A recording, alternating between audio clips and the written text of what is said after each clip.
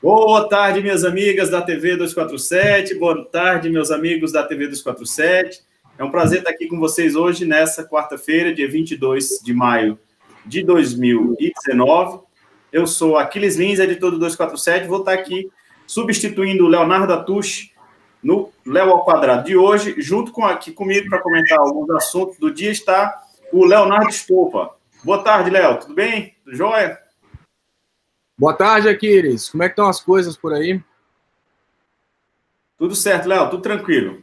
Léo, o tema do programa de hoje, antes de falar sobre ele, eu queria agradecer aqui a nova membra do canal, a Ana Pitres. Muito obrigado, Ana, por você ter se tornado membro aqui da comunidade 247. Tem aqui algumas pessoas já nos aguardando. O tema do nosso programa de hoje, Léo, é essa agressão que os estudantes sofreram na tarde de hoje lá na Câmara, né? Os estudantes queriam participar, foram para audiência pública na Câmara com o ministro da Educação, Abraham Weintraub, e tinham costurado um acordo para falarem durante a audiência pública, e esse acordo foi rompido por deputados da base do governo Jair Bolsonaro, e também os estudantes foram retirados à força do local. Inclusive, o líder do PSL, o deputado delegado Valdir, chamou estudantes e professores universitários de maconheiros e de vagabundos, né? Vamos falar um pouco sobre isso, mas enquanto o pessoal está chegando, Léo, falando em estudante, você viu que o governador do Rio de Janeiro, Wilson Witzel, mentiu no seu currículo Lattes? Ele disse que fez uma parte do doutorado dele, que está em curso ainda, na Universidade Federal Fluminense, ele disse que fez em Harvard. Mas essa informação não se verificou, ou seja, o governador do Rio de Janeiro incluiu aí uma fake news no seu currículo acadêmico. Como é que você avalia, Léo, essa compulsão da extrema-direita em querer se apropriar de títulos que a academia nunca lhes deu? Olha que interessante, Aquiles. Você já começou falando uma coisa que, quando esse assunto veio à tona, uma coisa que eu percebi. O grupo que chegou ao poder nesse momento é exatamente o grupo que mais mente, o grupo que mais cria coisas. Lembrando que não é nessa... Eu acho errado falar extrema-direita, porque eu acho que tanto Hitler quanto Mussolini estariam revirando em túmulo nesse momento ao ver um Weintraub, um Bolsonaro, ou até mesmo um Witzel sendo chamados de extrema-direita. Isso porque uma das bases da extrema-direita, quando ela nasceu, foi o nacionalismo. Então eu chamo esse pessoal de entreguismo brasileiro. O entreguismo brasileiro, ele chegou à conclusão de que no lugar de ter realizações, basta falar que você teve essas realizações. Lembrando, a Damares também é uma pessoa que mentiu no currículo, não no currículo Lattes, mas mentiu no seu currículo publicando mestrados que ela não fez. Agora, a gente tem também o caso do Witzel. Parece que é bem desse partido, quando eu falo partido, obviamente eu falo desse grupo que chegou ao poder, é bem deles a ideia de que, olha, para que fazer, sendo que a gente pode simplesmente iludir os outros falando que fez? E tem dado muito certo. O próprio Bolsonaro, ele conseguiu chegar à presidência exatamente iludindo as pessoas falando que faria. Olha que interessante. Agora a gente vê que não é só o Bolsonaro e a Damares, mais pessoas do grupo deles fizeram as mesmas coisas. E lembrando que o Kim Kataguiri, que deu errado, né? Eles gostam da pronúncia Kataguiri, né? Mas o Kim Kataguiri, eu falo Kataguiri exatamente porque ele consegue convencer crianças a respeito das ideologias dele. Ele também falou coisas semelhantes, né? Disse ele que teve que sair da universidade porque o nível do curso estava tão baixo e que os professores sabiam menos do que ele. Então, essa nebulosidade que existe a respeito do conhecimento formal, do conhecimento científico, do conhecimento realmente conectado à produção de conhecimento da humanidade, não do oba-oba, é tudo muito distorcido nos entreguistas. Cada hora a gente escuta uma coisa diferente, cada hora vem uma coisa mais complexa, mas uma coisa é fato: o povo que gosta deles não gosta do conhecimento formal, gosta desse oba-oba, gosta da ilusão, gosta da mentira. Parece que criou-se no Brasil uma demanda por ilusão no lugar de realidade. Tem uma frase que eu lembro, que eu esqueci de quem que é esse poema. Eu lembro que foi um poema que deu muito trabalho, porque o professor deu esse poema para a gente interpretar na 5ª série. A gente não estava nesse nível, imagino eu, mas uma das frases é: porque viver um amor, ainda mesmo que iludido, é quase ser amado. Claro que não. Claro que não. Você pode se iludir a respeito de uma coisa, mas se você não tem, você não tem. Eu posso me iludir nesse momento que eu tenho a Ferrari de ouro do Lulinha. Não, mas eu não tenho, e nem o Lulinha tem.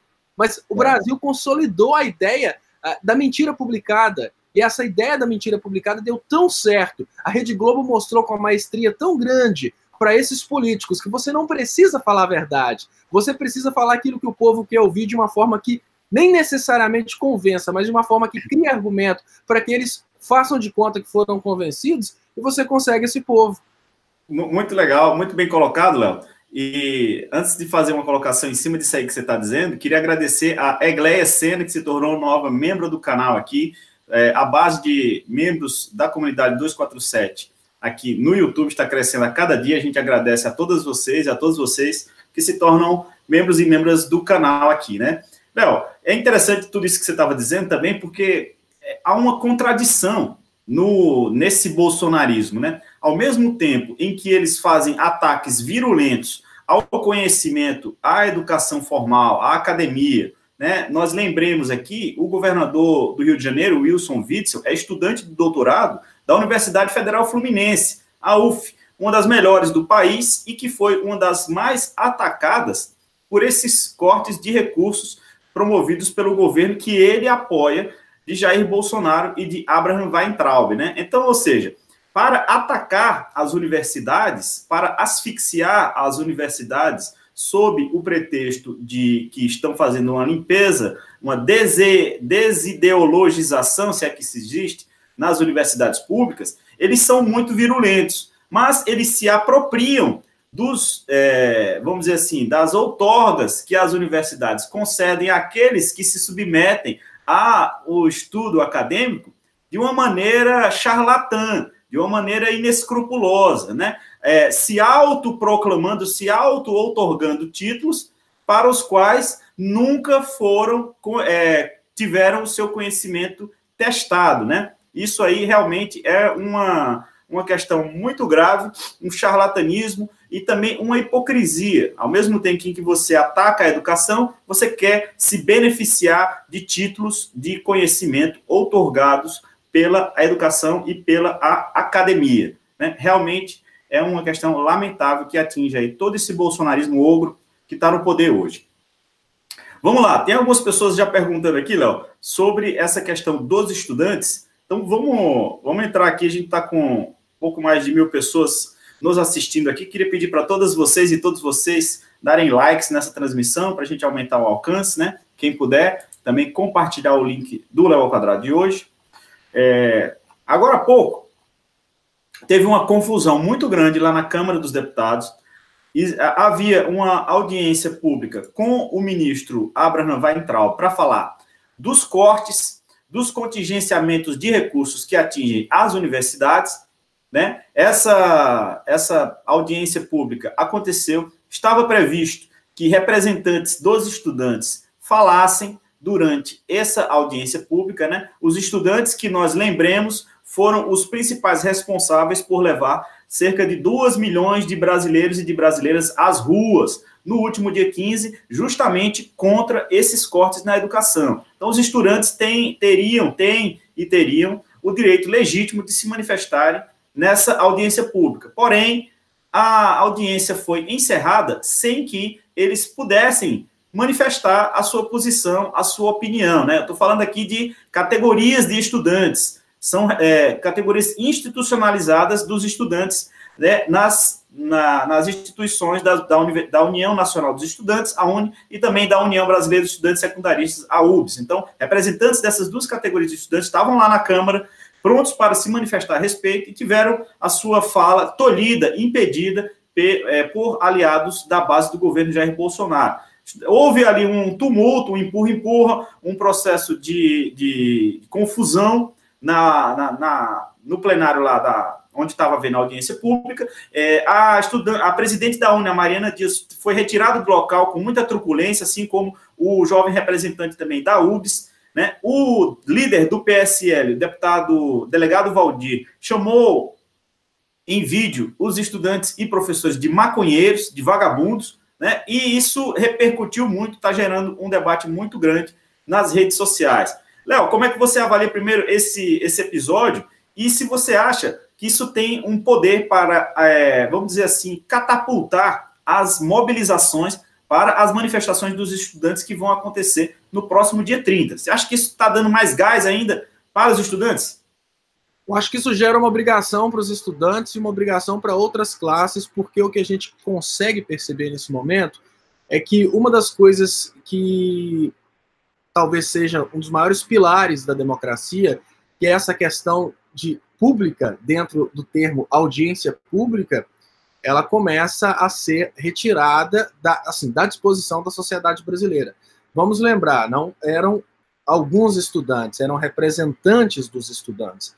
E vamos juntar as coisas, uma audiência pública de um ministro da Educação. Nessa audiência pública de um ministro da Educação, existia uma classe política importantíssima, representante dos estudantes. Então, educação, estudantes.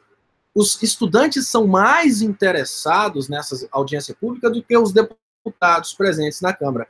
Precisamos concordar que os deputados têm essa autoridade legislativa eletiva, mas os interessados nessa história verdadeiramente são os estudantes que estavam lá representados, mas não puderam ser ouvidos.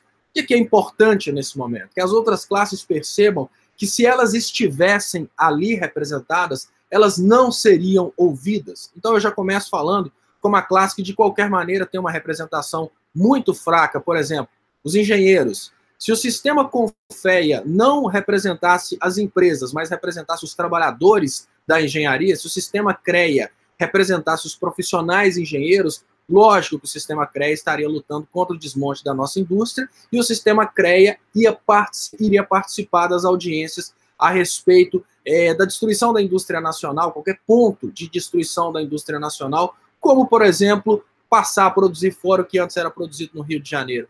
Eles não seriam ouvidos? Ah, mas espera aí, estamos falando de um conselho que fiscaliza, que representa o engenheiro brasileiro. Não interessa. O que interessa é que as entidades que representam a população, entidades obviamente políticas que representam a população, elas deixam de participar desse processo legislativo, deixam de participar do governo. A gente passa a ter uma quase que oficial revogação da Constituição de 88 no seu pilar mais importante, que é um Estado democrático de direito, de trás para frente, de direito porque as coisas precisam estar dentro de um conjunto de leis para que essas coisas sejam exigíveis e sejam executáveis. Democrático porque exige a participação de todos. Se a gente tira o democrático, a gente deixa de ter automaticamente um Estado e a gente passa a ter uma ditadura, uma anarquia, pode chamar do que quiser. Mas se a gente pega um país que é fundamentado em cima da ideia de um Estado democrático de direito, já não tem mais o direito porque as leis já não são obedecidas, existe a lei do inimigo e a lei dos amigos do governo. Não é democrático porque as entidades de classe, as representações dos interessados não são bem-vindas no processo legislativo, não são bem-vindas nos debates que as afetam. Lembrando, os afetados com essas políticas do Weintraub são os estudantes. Eles não podem ser representados numa discussão a respeito dessas medidas e, obviamente, não é Estado, porque numa situação de caos como essa que a gente está vivendo agora, a coisa que a gente precisa concordar, não existe mais Estado, não existe democracia, como pode até existir direito, mas ele não é igual para todos. Então a gente tem uma situação de perfeito caos, Aquiles. É isso que eu consigo ver hoje no Brasil, uma situação de perfeito caos. Não há Estado democrático de direito. A Constituição de 88, ela realmente virou um documento a ser guardado na história como uma idealização, mas nesse momento jamais como uma materialização de um sonho constituinte que queria trazer para o Brasil, talvez, um dos modelos constitucionais mais perfeitos e mais alinhados com a democracia dentro desse planeta nosso que conheceu a democracia há tão pouco tempo. Verdade. Por meio de uma carta tão progressista, né, tão avançada, tão elogiada, mundo afora, pelos juristas internacionais. Léo, vou ler alguns comentários aqui que estão... Tem muita gente participando aqui, indignada com essa questão relacionada aos estudantes. Antes disso, a Leide Silveira está dizendo aqui, quero sugerir chamar a doutora Maria Lúcia Fatorelli, auditoria da dívida pública. Ela é muito boa, falar da reforma da Previdência. Leide, a gente veiculou uma entrevista feita pelo André Jacobina com a Maria Lúcia Fatorelli, né, muito boa, inclusive, e ela fala não só sobre a reforma da Previdência, como também sobre a auditoria da dívida pública. Pode ir lá nos últimos dias aí, acho que foi nesse final de semana que você vai encontrar. A Andréa Queiroz está dizendo, o governo liberou dinheiro para os estudantes para enfraquecer as manifestações do dia 30, né? Lembrando aqui de uma liberação de recursos por meio de uma reserva que o governo federal, me parece que autorizou para o MEC. Queria mandar um abraço também para o Antônio Cordeiro, Léo. Eu conheci ele pessoalmente, por acaso, lá no Vale do Anhangabaú, nas manifestações do Dia do Trabalhador. Então, um abraço, Antônio, para você. A Selma dos Santos está dizendo, esse delegado Valdir é considerado um desequilibrado aqui em Goiás, igualmente ao Bozo. A Janete Ferraz diz, gente, foi ridículo o que assisti na Câmara dos Deputados, uma vergonha. A Vera Ventura está dizendo aqui que dia 30 de maio, todos na rua contra os retrocessos do Brasil, né? Eu acho também que essa truculência, essa agressão aos estudantes que estão desempenhando um papel fundamental na história contemporânea, recente, atual do Brasil em defesa da educação, só vai impulsionar, catapultar cada vez mais pessoas às ruas nas manifestações do dia 30. E falando em manifestações, Léo, eu queria que você comentasse também a previsão das manifestações que vão acontecer no próximo domingo, dia 26, em defesa de Jair Bolsonaro e também em defesa da destruição da República, né? Os manifestantes que defendem o fechamento do Congresso, o emparedamento do Supremo Tribunal Federal e uma série de outras bandeiras defendidas pelo governo que vão aí na direção da selvageria institucional. A gente tem presenciado, Léo, e amigas e amigos que estão nos acompanhando, que vários atores políticos importantes e instituições estão se retirando do apoio a essas manifestações de cunho fascista, né? A mais recente delas que a gente viu foi a Fiesp, que disse que não vai colocar o pato amarelo na rua para defender essa micareta fascista, né? Ontem, o próprio Jair Bolsonaro já tinha dito que não irá participar das manifestações, orientou ministros a também não participar, né? O Instituto Milênio também já abandonou o Bolsonaro, o MBL também não vai participar, o governador de São Paulo, João Dória, bolsonarista, apesar de tucano, também não irá participar dessas manifestações. O que você acha que vai virar, ao final das contas, esses atos, Léo? Um grande conjunto de gato pingado, vai ter gente mesmo assim, os patos amarelos não vão seguir a orientação da Fiesp e vão para as ruas defender o governo Jair Bolsonaro?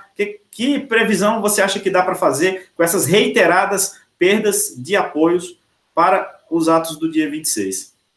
Olha, Aquiles, a gente sabe que o ato do dia 26 seria talvez um dos maiores crimes da história recente da República Federativa do Brasil. Isso porque a Constituição veda expressamente qualquer ato atentatório ao Estado democrático de direito. E se você faz manifestações públicas contra o Congresso, não é um problema você se manifestar contra uma ala do Congresso. Isso é natural, isso é democracia. Mas contra o Congresso como instituição, contra o STF como instituição, você está cometendo um crime gravíssimo e, obviamente, esse crime é passível de prisão imediata, não tem nem que esperar processo de impeachment, nada disso. Então, estrategicamente, os políticos pularam fora do evento do dia 26.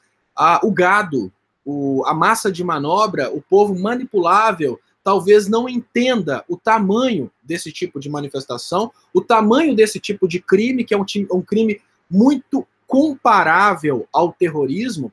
Eles vão sair com essas pautas loucas, mas a gente não vai ver nenhum político no meio dessas manifestações, que eu volto a dizer, pode acontecer alguma coisa do tipo, não, vamos coibir essas manifestações e botar esse pessoal na cadeia, porque são manifestações criminosas. Não, a manifestação pacífica é aquela manifestação que protesta contra o congressista, não contra o Congresso. As pessoas podem ir para as ruas processarem contra o Tiririca, podem ir para as ruas protestarem contra o Bolsonaro, podem ir para as ruas protestarem contra o Gilmar Mendes. Mas elas não podem protestar contra o Congresso Nacional, elas não podem protestar contra o STF, que são instituições da República, e se você começa a atentar contra o Estado Democrático de Direito, você começa a cometer um crime grave. Então, a saída do Bolsonaro ela é estratégica. O Bolsonaro fez realmente uma tentativa de fechamento do Congresso, uma tentativa de estabelecimento de um Estado totalitário, mas ele percebeu que ele já não tem mais o apoio da população. Se ele tivesse tentado esse fechamento do Congresso com 2 dias de governo, talvez ele teria conseguido. Hoje, não. Qual que é a resposta que o Bolsonaro teve para mostrar para ele que é hora de pular fora das manifestações do dia 26? As pesquisas que já mostram que o Bolsonaro é mais avaliado como péssimo e ruim do que como bom e ótimo. Então, o Bolsonaro já passou, né, o ponto de inflexão da percepção popular a respeito do Bolsonaro, ele já foi alcançado, a maioria da população já percebe o Bolsonaro como péssimo e ruim. Lógico, a maioria em comparação com o bom e ótimo, né? E nesse momento o Bolsonaro percebe que uma tentativa de atentar contra as funções do poder pode acabar, inclusive, tirando ele precocemente da presidência, sem a necessidade de um processo de impeachment. Isso que é o mais interessante. Atentar contra as funções do poder pode levar o Bolsonaro para a cadeia sem um processo, porque tem previsão para isso, inclusive com prisão e intervenção das Forças Armadas. As pessoas costumam dizer, né, intervenção constitucional. Não, um dos poucos motivos constitucionais para a intervenção das Forças Armadas é uma tentativa de atentar contra o Estado Democrático de Direito ou contra o modelo republicano e federativo. Então, se tentar, por exemplo, um movimento separatista, as Forças Armadas podem, obviamente, atuar. Se tentar acabar com as funções do poder para prevalecer somente a presidência da República, que era o pensamento do Bolsonaro, também as Forças Armadas podem atuar. Só que o Bolsonaro contava com uma certa popularidade, por isso que ele começou a embarcar nessa brincadeira. Quando ele percebeu que ele está muito fraco na população, ele já começa a desmobilizar. Então ele vai desmobilizar todos os seus políticos, porque ele não quer ter nenhum representante dele nas ruas com a pauta de fechamento do Congresso ou a pauta de fechamento do STF. Importante, ainda que de forma indireta, né, ele pode não ter falado protestar pelo fechamento do Congresso, mas protestar contra o Congresso e contra o STF, a leitura que a gente tem é que existe uma tentativa de fechamento das instituições democráticas. A própria carta que ele compartilhou, né? A própria carta que ele compartilhou prega clarissimamente esse tipo de fechamento que você está dizendo, né? Então, realmente, o Bolsonaro estimulou uma medida fora da institucionalidade, uma medida que flerta com o totalitarismo, com o golpismo, com a autocracia, e agora não sabe mais como descascar esse abacaxi, né? Porque se ficar o bicho pega, se ele for às manifestações, vai ser taxado de um golpista. Se ele não for às manifestações, poderá ser um fiasco e agravar ainda mais a sua popularidade, né? Sobre isso, recomendo a vocês o artigo da Helena Chagas, jornalista pela Democracia, em que ela analisa essa encalacrada que o Bolsonaro se meteu com essas manifestações, com essa micareta fascista. E aí, também um assunto que foi muito destacado hoje, repercutiu muito na home do 247, Léo, e amigas e amigos, foi essa declaração, um artigo hoje da Miriam Leitão, onde ela diz que simplesmente o Bolsonaro não sabe governar, não serve e não vai aprender, né? Então, ela já está dando a senha aqui, um dia depois do representante institucional da Globo ter sido recebido pelo Bolsonaro no Palácio do Planalto, a Miriam Leitão está dizendo aqui que Bolsonaro não tem jeito, não tem conversa com ele, porque ele não sabe governar e nem vai aprender, né? Então, realmente é uma situação complicada. Agora, Léo, falando ainda aqui no tema Bolsonaro, e hoje o Palácio do Planalto confirmou que ele vai para o Nordeste mesmo. E adivinhe, ele vai desembarcar logo lá na terra deste que vos fala, lá no Leão do Norte, lá em Pernambuco, né, onde o antibolsonarismo é talvez mais atuante em território nordestino. Então, podemos esperar aí boas manifestações contra o presidente Jair Bolsonaro lá no Recife, porém, ressabiado, né, gato escaldado, o Palácio do Planalto não confirmou um evento público, deve ser em um local fechado, né? Então, ou seja, Bolsonaro, depois de ter rodado o mundo, vai finalmente ao Nordeste, mas não pode ir às ruas porque corre o risco de levar aí ovo, tomate, enfim, receber o calor humano do nordestino, que simplesmente não o quer em seu território. Como é que você avalia, Léo, a ida do Bolsonaro? É um ato de coragem? Eu não estou entendendo por que o Bolsonaro está tentando fazer esses testes de... esses testes, eu nem sei se existe essa palavra, é uma adaptação, esses testes de vexotismo, porque ele não precisaria passar por isso nesse momento. O Bolsonaro está passando por dificuldades relacionadas à sua popularidade, o Bolsonaro tem acumulado fracassos e o Bolsonaro não apenas deu errado dentro do Brasil, como está dando errado para o Nordeste desde quando ele começou a se manifestar publicamente. Ele é uma pessoa que tem tido aí um preconceito contra o nordestino, contra o Nordeste. Já teve um episódio de insinuar que os nordestinos precisam comer capim. Eu não sei o que ele está tentando fazer nesse momento, Aquiles. Realmente é uma prova de fogo, digamos assim. Talvez o Bolsonaro, nesse momento, queira fazer um teste num dos locais onde ele é mais odiado para tentar ver o que pode ser feito, talvez fazer uma experiência de popularidade com o povo que já o odeia, assim ele não vai conseguir mudar a percepção. É muito difícil é muito difícil de entender, porque, olha, em Dallas, ele pode ter um ambiente controlado, no Nordeste, não. Ele pode até ficar distante de uma população que vai, sem dúvidas, recebê-lo de braços fechados, para a gente inverter o termo. Mas isso não vai ficar escondido. Ele deu errado, para o Nordeste ele dá errado desde a sua estreia na política. Eu não sei o que ele está indo fazer lá, está muito difícil de entender. Mas uma coisa é certa, continua o Bolsonaro tomando atitudes bem interessantes a favor do Brasil e contra ele. Atitude de contingenciar 30% da educação refletiu, obviamente, numa catalisação popular e tem ajudado bastante no processo pedagógico. A gente não quer um corte na educação, a gente quer um acordar do povo brasileiro.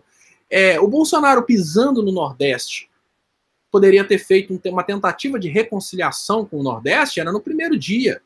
Olha, o primeiro lugar que eu quero ir é no Nordeste, que as pessoas lá precisam entender que eu vou governar para eles também.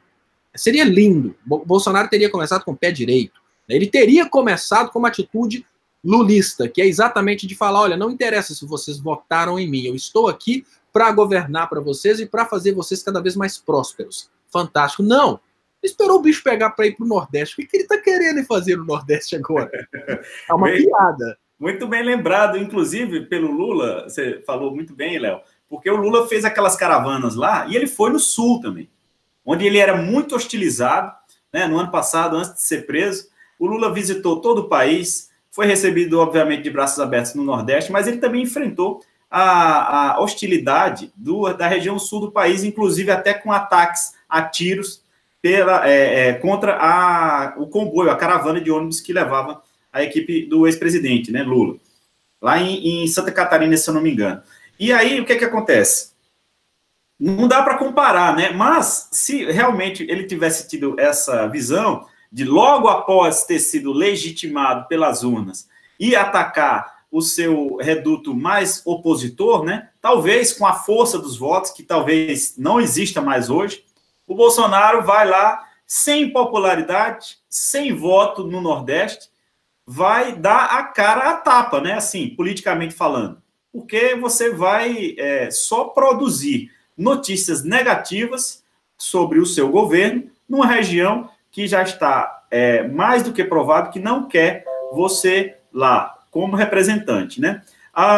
Tem uma pessoa aqui que mandou um comentário muito legal, lá, dizendo aqui que o 247 não deixa ela fazer nada, porque ela é ligada direto aqui na TV 247. O Arthur Pedro está lembrando aqui que nos dias, está informando que nos dias 27 e 28 desse mês vai haver na Federal de Pernambuco um congresso de policiais antifascismo. E o Gelber Fonseca está dizendo que vai comprar 60 ovos, né? E a Djalma Vila Góes está dizendo aqui que o Bolsonaro vai buscar o capim que deixou aqui, né? Tem muita gente aqui realmente se manifestando contra o Jair Bolsonaro lá na região Nordeste. Por exemplo, a Giane Faria está dizendo aqui no Nordeste fascista não se cria. E pelo superchat a Sandrinha está dizendo, será que ele não está arrumando um ambiente propício para encenar uma outra fakeada? Questão para você aí, Léo.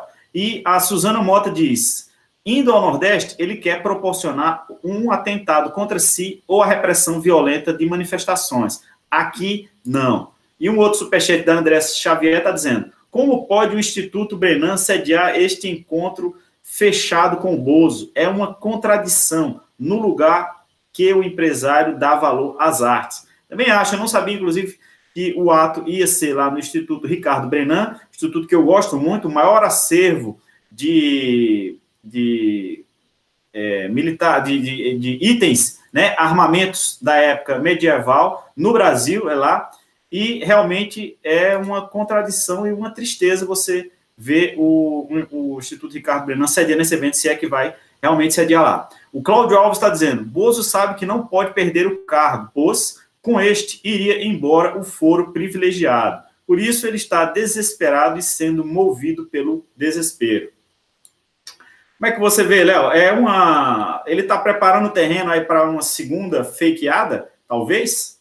Mas não é num local aberto, né? Eu acho, assim, 2 pontos que a gente precisa perceber nisso que está acontecendo, Aquiles. Olha, primeiro, está indo, obviamente, uma pessoa para ser recebida pelo Instituto Brenan, que é o Jair Bolsonaro. Mas junto com essa pessoa está indo um cargo importantíssimo, que hoje está ridicularizado, que é o presidente da República. Então a gente precisa pensar no Instituto Brenan recebendo, né? Como que o Instituto Brenan vai negar receber o presidente da República? Fora do Brasil é muito fácil, porque o Brasil está sendo hostilizado no resto do mundo por ter colocado o Bolsonaro como presidente da República. Dentro do Brasil é muito complicado. Até uma instituição progressista, ela precisa pensar 2 vezes antes de recusar receber o presidente da República, que é o representante do povo. O erro está, obviamente, na postura do Bolsonaro, mas o erro está também na postura do povo que elegeu um representante com esse perfil. Então, eu acho que o problema não está tanto no Instituto. Os encontros do presidente da República vão continuar acontecendo, principalmente os encontros conectados ao lobby, que é a única coisa que sobrou para o presidente da República, ficar fazendo lobby de um lado e do outro para tentar sobreviver, como o colega colocou. Trata-se de um desespero para manter o foro privilegiado. E mais, eu tenho para mim, né, isso é obviamente uma convicção pessoal, mas eu tenho para mim que no momento que um presidente recebe uma coleira, ele perde o direito de renunciar, porque é mais ou menos assim, se eu tenho uma coleira no pescoço do presidente da República, a primeira coisa que eu vou falar com ele é, você vai me obedecer, vai fazer tudo o que eu quero e você não pode renunciar, que se você renunciar eu conto tudo que eu sei e te boto na cadeia. É o que aconteceu com o Temer. Quem aí duvida que o Temer gostaria de ter renunciado?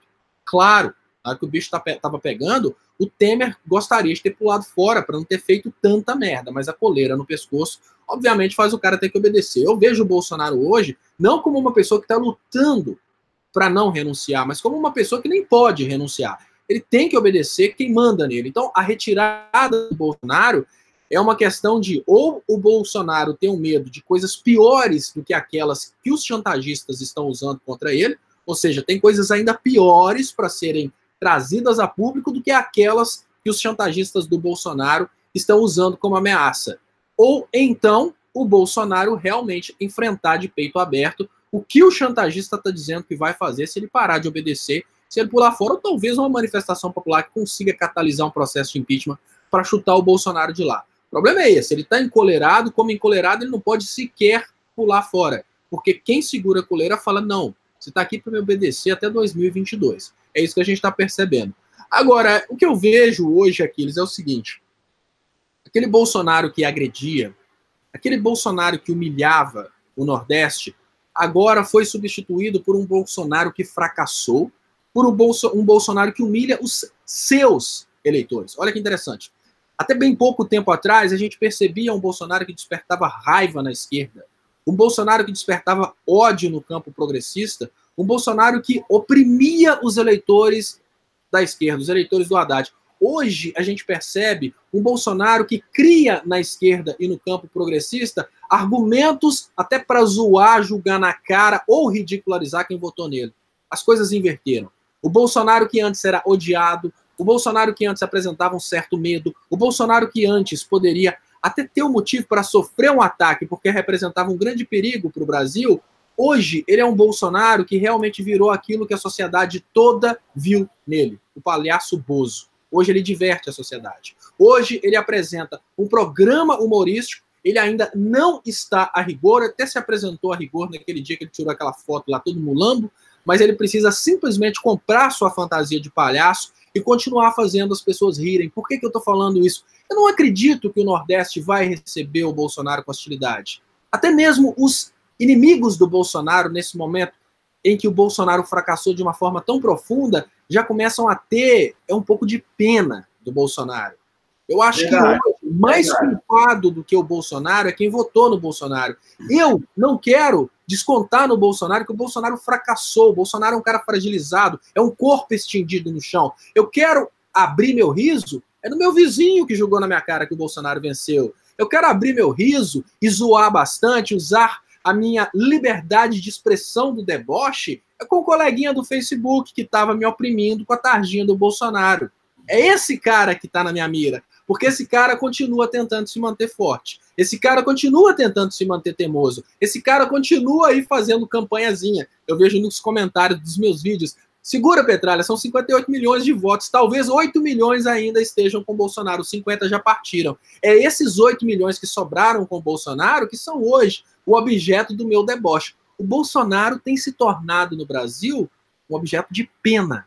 Eu não acho que ele consiga sequer promover um fake news de um atentado contra ele, porque a gente não vai ter nenhuma grande movimentação. Sabe por quê? Porque as pessoas olham para aquele Bolsonaro que chega no Nordeste hoje como um inimigo fracassado. O Bolsonaro é aquele bêbado que te ameaça de morte. Se chega um cara fortão, doidão e fala, meu amigo, você vai morrer. Você fica com medo, vai para casa, pensa como é que você vai fazer, chama a polícia, faz a ocorrência, passa um bêbado na rua, todo fragilizado, todo destruído, fala, eu vou te matar, companheiro. Você vira para ele e fala, você não vai matar nada. Ri da cara dele e entra para casa rindo. O Bolsonaro é esse bêbado que, apesar de ter um poder muito grande de destruição, porque ele assina em nome dos seus suzeranos nos Estados Unidos, ele tem esse poder de destruição, mas dentro da percepção popular, ele tem servido para humilhar o seu eleitorado. Então, o Bolsonaro entregou para o campo progressista, para os eleitores do Haddad, talvez a cereja mais saborosa dos últimos momentos políticos, que é essa livre expressão do deboche. Eu olho para o meu vizinho que votou no Bolsonaro, racho de rir, debocho da cara dele, pergunta, tá melhor? Se ferrou, companheiro. E aí? Já fez minha hoje? Cadê a opressão? Compra um fuzil. Ah, não, mas a gasolina, compra um fuzil que passa. Compra um fuzil, enche de munição e dá um monte de tiro para cima. Resolve seu problema dessa forma.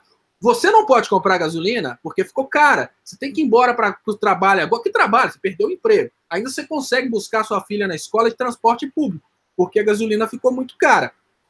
Achou ruim? Agora você pode comprar um fuzil. Compra um fuzil, fica dando tiro para cima, tenta acertar a nuvem. Quem sabe você não clareia o céu, né?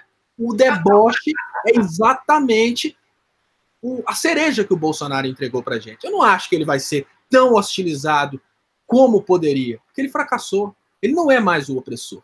Ele é simplesmente o divertidor aqui dessa base política que sobrou simplesmente para rir da cara dele. Perfeita a sua colocação. Está dizendo aqui o Ricardo, Léo, no chat, e o perfil Camiseta Enojado com o Brasil mandou um superchat para dizer: consumo zero já, não terei aposentadoria, já que não teria aposentadoria, o jeito é guardar o que der. Um carro já vendi, cartão de crédito cancelei, cerveja virou caipirinha, nada de shopping. nada de restaurante, mas as férias serão no Nordeste. Muito bem. Mais um superchat aqui da Vilma Felinto dizendo: vamos à página do Instituto Brenan no Facebook protestar. Né? Muito bem colocado aí essa questão pelo Léo, relacionado ao deboche, porque realmente é o que está, vamos dizer assim, nos sobra nesse momento, né, de tanta constatação do que a gente já vinha dizendo, do que a gente já vinha alertando há muitos e muitos meses atrás, né, sobre esta incapacidade absoluta do Jair Bolsonaro de liderar qualquer projeto de país. Né? E a Márcia Maria está dizendo aqui, Pernambuco não quer esse anticristo, fora Bozo. E a Thaís Cunha está dizendo, fico horrorizado porque o STJ não interditou o Bozo ainda, né? Talvez ela quis dizer o STF. E a Fernanda DS está dizendo aqui, concordo com o Estouco, o Bozo é didático. O povo é que não aprendeu a defender a democracia e seus direitos. Bozo os fará despertar pelo mal, ou seja, pela dor, né? Quem não aprendeu pelo amor, vai aprender também agora com o Bolsonaro pela dor. Né? Léo, hoje tem um assunto também que movimentou muito aqui a home do 247, que eu queria que você comentasse, que é essa declaração do Paulo Guedes de que vai a privatização do que ele chamou de peixes grandes começará em breve, né? Segundo ele, o primeiro peixe grande a ser privatizado é a BR Distribuidora, que faz a logística da gasolina, do petróleo, dos combustíveis, né, fabricados pela Petrobras por todo o Brasil. É o braço da Petrobras para distribuir seu combustível por todo o país. Esse seria o primeiro peixe grande a ser privatizado pelo Paulo Guedes. Como é que você avalia? É apenas uma bravata de quem quer se mostrar para os coleguinhas de que está por cima da carne seca? Ou isso efetivamente vai ser executado a ponto de ser desmontado as principais empresas públicas do país? Até onde vai essa loucura, Paulo Guedes? Léo, na sua avaliação. Olha, Aquiles, para entender esse comentário do Paulo Guedes, a primeira coisa que a gente precisa estabelecer é que estamos no terceiro turno do processo eleitoral. Só que nesse momento a gente não tem eleições diretas. Esse terceiro turno do processo eleitoral, ele é decidido ou pelas Forças Armadas, que podem tomar uma decisão de modificar os cursos da política brasileira, ou pelo STF ou Supremo Tribunal Eleitoral, que podem simplesmente caçar a chapa, ou pode ser decidido também pela população, que pode ir às ruas para pedir novas eleições. Estamos vivendo um terceiro turno eleitoral. Nesse terceiro turno, o que manda são as expectativas. E as expectativas de privatização, quando elas são lançadas pelo Paulo Guedes, elas se tornam uma campanha de sobrevivência do governo Bolsonaro. O que o Paulo Guedes está tentando dizer nesse momento é: o nosso compromisso com as privatizações continua de pé. Grandes empresários, elite brasileira, milionários internacionais, fiquem tranquilos, a gente vai privatizar absolutamente tudo. É um recompromisso com a rifa do patrimônio nacional. Esse compromisso que é hoje reafirmado pelo Paulo Guedes é, sem dúvidas, uma tentativa de reaproximação do Paulo Guedes das elites que começaram a abandonar o Bolsonaro. Então ele está tentando mostrar um pouco de sensatez para as elites e insensatez para o povo que trabalha. Mas também é uma tentativa de observar qual que é a reação do público no que diz respeito às privatizações. A gente precisa levar em conta que, apesar do público de esquerda, dos progressistas, imaginarem que aquilo lá é uma grande bagunça, o que a gente tem percebido no governo Bolsonaro é uma utilização muito perfeita de teorias da comunicação, testes de popularidade, até o pular fora do evento do dia 26 acompanhou uma pesquisa que mostrou uma queda na popularidade do Bolsonaro. Então, nós estamos tratando com personagens que foram criados para ludibriar a população e manter uma ideia de democracia, mas esses personagens estão sendo conduzidos por gênios da comunicação. Não pensem que são imbecis. Eu vejo o Paulo Guedes fazendo um teste da opinião pública a respeito da privatização, lembrando, se a gente volta lá para outubro do ano passado, a opinião pública era de privatizar absolutamente tudo. O Bolsonaro caiu na popularidade. Eles estão fazendo o teste do que é falar em privatizações, até para ver a possibilidade de se cogitar privatizações. Porque, olha, se o Bolsonaro caiu em popularidade, Se a gente está tendo movimentações populares por causa da questão da educação, o que vai acontecer quando a gente falar em privatizações? É uma espécie de, será que vale a pena continuar gastando dinheiro com essas pautas relacionadas à privatização? Primeiro ponto. Segundo ponto é, preciso reafirmar com a minha base de apoiadores que eu estou disposto a privatizar tudo. Então, o ponto do Paulo Guedes, ele não vai contra absolutamente nada daquilo que foi prometido. É simplesmente uma realização dos compromissos eleitorais. Uma coisa que a gente precisa admitir é que o Bolsonaro tem sido muito coerente com as suas promessas eleitorais. O povo que não foi coerente o bastante para perceber o que o Bolsonaro estava promovendo, prometendo. O que o Bolsonaro está colocando hoje como sendo pautas do seu governo, por mais que pareçam coisas absurdas, foram as coisas que foram prometidas por ele. É esse povo que não percebeu que ele estava prometendo isso. É esse povo que quis votar no Bolsonaro para se vingar do PT. É esse povo que quis votar no Bolsonaro para se vingar da velha política que está toda com o Bolsonaro nesse momento. Então esse é o ponto. Tenta ele perceber a popularidade do Bolsonaro em relação às privatizações, reafirmar um compromisso com as privatizações, mas aí vem a parte boa, Aquiles. Quando ele fala em privatizar absolutamente tudo, aquilo que eu estou falando há 3 anos pode começar a acontecer. Assim como a gente percebeu um catalisador contra o Bolsonaro vindo do desmonte da educação, a gente tem a oportunidade agora de abrir um novo catalisador anti-bolsonariano. Todas as instituições públicas federais, todas as empresas públicas federais, tudo aquilo que pode ser privatizado está ameaçado. O que significa que todas as pessoas que trabalham nessas empresas hoje, elas têm a obrigação, por questões de sobrevivência, de se unirem, como os estudantes se uniram, os professores se uniram. Agora, todos os funcionários federais, eles precisam se unir contra o bolsonarismo, o que significa mais pessoas no time do bem, mais pessoas acordando, mais pessoas percebendo que não deu certo votar no Bolsonaro. Então, vamos, obviamente, agradecer o Paulo Guedes por mais essa, porque é mais uma oportunidade de perceber quem é o próximo alvo do governo Bolsonaro. Muito bom. O Paulo Guedes, inclusive, que comanda uma equipe econômica que reconheceu, né, de uma maneira mais enfática, o fiasco da sua própria política, porque o governo reduziu hoje a expectativa de crescimento do PIB de 2,2% para 1,6% neste ano de 2019. Né? A nova estimativa do PIB foi divulgada pelo Ministério da Economia.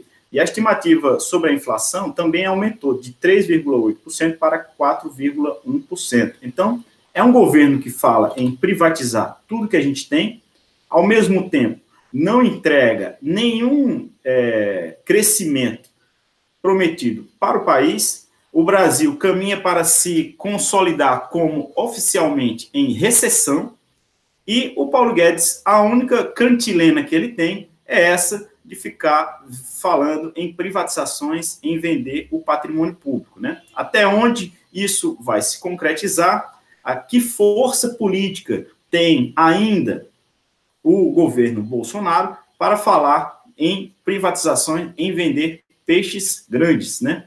E ainda aqui falando um pouco das manifestações dessa micareta fascista convocada pelo bolsonarismo, uma declaração importante foi dada hoje pelo ministro Marco Aurélio Mello, do Supremo Tribunal Federal, que ironizou as manifestações, lembrando da manifestação que foi convocada pelo seu primo, o ex-presidente Fernando Collor de Mello, quando estava nos seus últimos momentos de governo, convocou o povo a ir às ruas. E aí, vou ler aqui o que diz o Marco Aurélio Mello nessa ocasião. Ele diz: me lembra o ex-presidente Fernando Collor, que conclamou para saírem de verde e amarelo, mas as pessoas saíram de preto, né? Ele diz que conhece protestos para reivindicar alguma coisa, para reclamar, para dar apoio ao governo. Não vejo num Estado democrático essa necessidade. É inusitado, né? Diz aqui o Marco Aurélio Mello, talvez num vaticínio sobre as manifestações do próximo domingo, dia 26. Né? Vamos lá. Tem muitos comentários aqui chegando, Léo, e amigas e amigos da TV 247. A gente está com 4.600 pessoas ao vivo nesse momento nos assistindo. Queria agradecer imensamente a todas vocês, a todos vocês. Queria pedir que vocês cliquem aí no joinha, deem um like, nessa transmissão. A gente está com um pouco mais de 1.000 curtidas aqui. Quem curtiu, quem está curtindo o Léo ao Quadrado dessa quarta-feira, dia 22 de maio, por favor, dê um joinha aí, clique no like, nos ajude a ampliar o alcance aqui no Facebook, né? Compartilhe o link do Léo ao Quadrado de hoje. Quem puder fazer a sua inscrição no canal, você não paga nada por isso. Quem não estiver assistindo logado aí, por favor, logue-se. Quem não for inscrito, inscreva-se no canal da TV 247. A gente está firmes rumo aos 400 mil inscritos, né? Quem puder também ser membro do canal, a gente sempre pede que você se torne membro do canal. Você paga muito pouco por isso, preço mais ou menos ali de um filme que você assiste pela internet, mas a melhor maneira de apoiar financeiramente o Brasil 247 é se tornando um assinante solidário. Para isso, basta você entrar lá em brasil247.com/apoio e lá você escolhe um valor pelo qual você quer doar. A gente sempre pede também para quem puder fazer doações para apoiar a causa Jornalistas pela Democracia, né? Basta para isso você clicar em brasil247.com/democracia. Queria também pedir o apoio e as inscrições para o canal do meu amigo Leonardo Stoppa, que também é nosso parceiro aqui no Facebook e precisa crescer junto conosco. Léo, a gente está encaminhando aqui para o final do programa, né? Eu sempre agradeço muito a oportunidade de participar com você do programa de hoje. Queria deixar aqui aberto para você fazer suas considerações finais, tocar em algum tema que você acha importante aqui que a gente não mencionou. Fica aí franqueado. Aquiles, na verdade, eu não vou abrir um novo tema, não. Eu vou chamar a atenção para a sequência de eventos que a gente está vivendo nesse momento e a oportunidade que esses eventos nos trazem. Veja, a gente teve o contingenciamento da educação, ao mesmo tempo em que existe uma proposta de cada deputado ou senador que apoiar a reforma da Previdência ganhar 40 milhões em emendas. Então, a gente percebe que o problema do governo não está tão relacionado a levantar dinheiro, está mais relacionado a onde colocar o dinheiro. Nessa brincadeira, a gente tem agora o ministro da Economia falando em privatizar tudo a partir dos peixes grandes. E os peixes grandes, infelizmente, concentram muitas pessoas que ainda acreditariam que o Bolsonaro seria um bom presidente. É momento, Aquiles, dessas pessoas perceberem que é preciso lutar contra o Bolsonaro. Eu não estou falando em lutar pelo Lula. Isso é uma pauta progressista, mas uma pauta comum de todo o Brasil é contra o Bolsonaro. Da mesma forma que o Brasil foi neutro contra os ataques à educação, é importante que o Brasil se posicione contra os ataques ao seu patrimônio. É importante também que a população entenda que o grande problema não está na privatização, mas no modelo de privatização que eles vão fazer, o que significa que, ainda que você seja a favor das privatizações, ainda que você seja liberal, é necessário concordar que privatizar uma empresa pública pelo valor do lucro que ela deu no ano passado é uma coisa que não faz sentido algum. O patrimônio brasileiro está sendo privatizado por uma mixaria. Basta você pensar que você tem uma empresa, a sua empresa rende 100 mil reais por mês, você vai vender 100 mil reais por ano, você vai vender ela por 100 mil reais. É um pouco incompatível com a lógica. Primeiro, o lucro que essa empresa está dando ao governo já justifica não privatizar. Porque, olha, por que eu vou privatizar para ter um dinheiro agora e não ter mais dinheiro nenhum depois, sendo que isso está me dando esse dinheiro todo ano? Essa renda que essas empresas estão trazendo ajudam, inclusive, a diminuição do déficit fiscal. Então, inteligência, pessoal. Agora, existe uma nova pauta de união do povo brasileiro e a pauta é: as nossas empresas públicas dão lucro, elas podem até ter cabide de emprego, mas o tanto de benefício que elas geram acaba cobrindo esse problema que acaba existindo nas empresas públicas. A gente não pode cair nos argumentos do MBL e deixar todo o nosso patrimônio ser dizimado por causa de uma raivinha ideológica. Nesse momento é momento de inteligência, lutar contra o fim do funcionalismo público federal, e eu falo fim do funcionalismo público federal que vamos cair na real, né? Privatização é exatamente isso. É encarar o problema pelo resultado, e não apenas pelo oba-oba que se faz através da ideia de privatizar as empresas públicas. Ah, que beleza, acabou a corrupção. Acabou a corrupção, mas em contrapartida, acabou o dinheiro daqueles funcionários públicos, acabou a arrecadação que as empresas acabavam promovendo para o Estado, acabou muita coisa junto.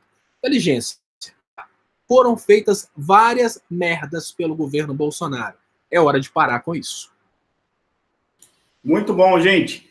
Eu queria aqui ler a programação de hoje. Só um minutinho aqui. Daqui a pouco a gente tem o programa do Aloysio Mercadante, né, às 6h30. Às 8 horas da noite tem o Boa Noite 247, com a Gisele, Paulo Moreira Leite e o Alex Sonic. 21 horas, William Deluca entrevista Tânia Dornelles, do Fórum Nacional de Prevenção e Erradicação do Trabalho Infantil. E às 22 horas tem o Dia em 20 Minutos com Aquiles Lins, esse que vos fala, e Gustavo Conde. Né? Tem uma pergunta aqui que eu queria responder da Carmen Grossi. Ela está dizendo, como me torno membro sem cartão de crédito? E está dizendo aqui que sempre faz essa pergunta e nunca foi respondida. Carmen, não tem, infelizmente, essa opção de você se tornar membro do canal no YouTube, dentro do YouTube, sem ser com pagamento por cartão de crédito. Essa é uma maneira que não está dentro do 247, é próprio do YouTube, essa forma de pagamento, né? A gente não consegue alterar, porém, você pode ajudar o Brasil 247 se tornando uma assinante solidária. Para isso, você não precisa de cartão de crédito se você não tiver. Basta entrar lá em brasil247.com/apoio, escolher o valor que você quer e, se você quiser pagar por boleto, é só enviar um e-mail para contato@brasil247.com.br no valor que você quiser e a gente vai te mandar o boleto para você continuar apoiando a mídia progressista. Gente, é isso. Muito obrigado, Léo. Às 22h30 você tem live hoje, como é que é? Exatamente, Aquiles. Eu volto daqui a pouco, às 22h30, logo após o Dia em 20 Minutos. Muito bom, muito bom. A gente faz uma preparação, então, para os ouvintes aqui continuarem na programação progressista. Vai ser 24 horas por 7, cara. A gente está chegando muito perto disso, mas vamos aqui, vamos firme. Daqui a pouco, então, Aloysio Mercadante, às 6h30. Tchau, gente. Um abraço. Valeu.